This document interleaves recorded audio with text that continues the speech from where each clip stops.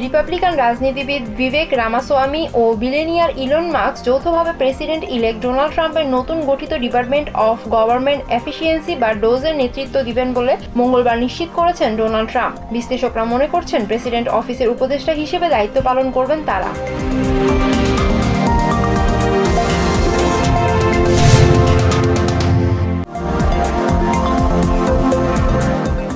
দায়িত্ব গ্রহণের আগে প্রশাসনের গুরুত্বপূর্ণ পদে মনোনয়ন দিচ্ছেন Donald Trump. Central intelligence agency director হিসেবে জন র্যাডক্লিফ, হোমল্যান্ড সিকিউরিটি সেক্রেটারি হিসেবে ক্রিস্টি নোম এবং মাইক হাকাবিকে ইসরায়েল আমেরিকার রাষ্ট্রদূত হিসেবে মনোনীত করেছেন ট্রাম্প। মার্কো রুবিকে সেক্রেটারি অফ স্টেট হিসেবে বেছে নিয়েছেন তিনি।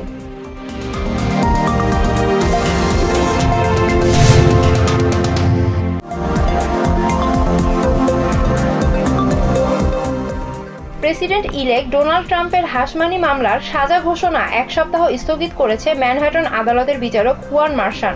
আগামী 19 নভেম্বর এই বিষয়ে সিদ্ধান্ত দেওয়ার নতুন দিন ধার্য করা হয়েছে। এর আগে মঙ্গলবার এই মামলার সাজা ঘোষণার কথা ছিল।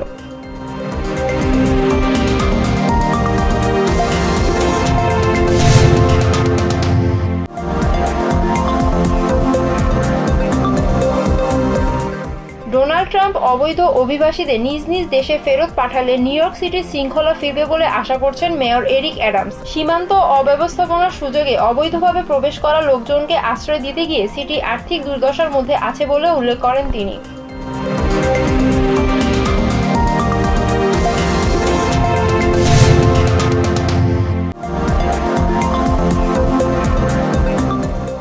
জলবায়ু পরিবর্তনের কারণে সভ্যতা হুমকির মুখে, তাই সবাইকে টেকসই পৃথিবী গড়ে তুলতে ভিন্ন ধারার সভ্যতা গড়ে তোলার আহ্বান জানান অন্তর্বর্তী সরকারের প্রধান উপদেষ্টা ডক্টর মোহাম্মদ ইউনুস। বুধবার আজারবাইজানের রাজধানী বাকুতে জাতিসংঘের জলবায়ু সম্মেলন বা COP29 সামিটে দেওয়া ভাষণে এসব কথা বলেন তিনি।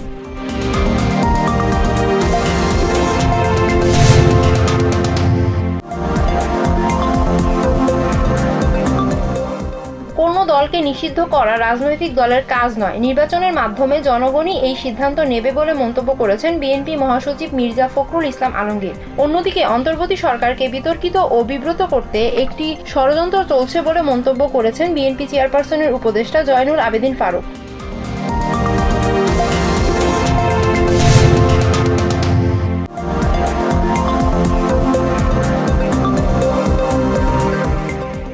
অন্তর্বর্তী সরকার স্বল্পমেয়াদী সংস্কার করছে আর দীর্ঘমেয়াদী সংস্কার করবে নির্বাচিত সরকার, এমনটাই জানিয়েছেন অর্থ উপদেষ্টা ডক্টর সালেউদ্দিন আহমেদ। তিনি বলেন, বর্তমান সরকারের রেখে যাওয়া ফুটপ্রিন্ট অনুসরণ করবে পরবর্তী সরকার।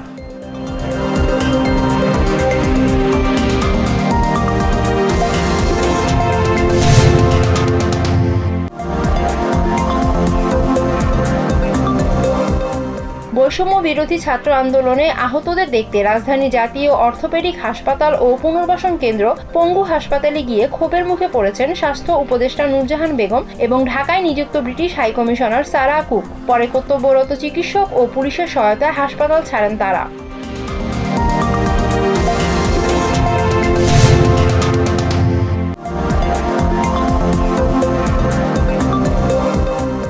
ইউরোপিয়ান ইউনিয়নের ফরেন পলিসি চিফ হিসেবে দায়িত্ব নিতে যাচ্ছেন এস্তোনিয়ার সাবেক প্রধানমন্ত্রী কায়া কালাস। নতুন ফরেন চিফ হিসেবে ইউক্রেন রাশিয়া যুদ্ধ বন্ধে রাশিয়ার পাশাপাশি প্রেসিডেন্ট ইলেক্ট ডোনাল্ড ট্রাম্পের মুখোমুখি হতে হবে তাকে। তাই ইউরোপিয়ান ইউনিয়নের শীর্ষ কূটনৈতিক হিসেবে বেশ কয়েকটি চ্যালেঞ্জের মোকাবিলা করতে হবে কালাসকে।